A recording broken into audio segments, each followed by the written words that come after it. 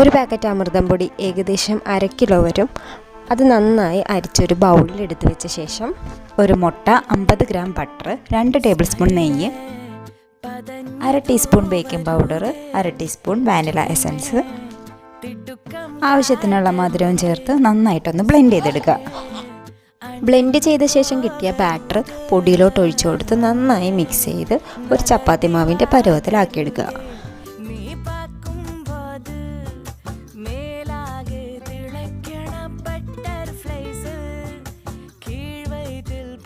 മാവ് ഇതുപോലെ കുറച്ച് നുള്ളി എടുത്തിട്ട് കൈ കൊണ്ട് ഒരു കുക്കീസിൻ്റെ ഷേപ്പൊക്കെ ആക്കി ഫോർക്ക് ഉപയോഗിച്ചിട്ട് ഇതുപോലൊരു ഡിസൈനൊക്കെ കൊടുത്ത് 4 മിനിറ്റ് ഒന്ന് ഓവനിൽ ബേക്ക് ചെയ്തെടുത്താലുണ്ടല്ലോ നല്ല അടിപൊളി കുക്കീസ് റെഡിയായി കിട്ടും കേട്ടോ.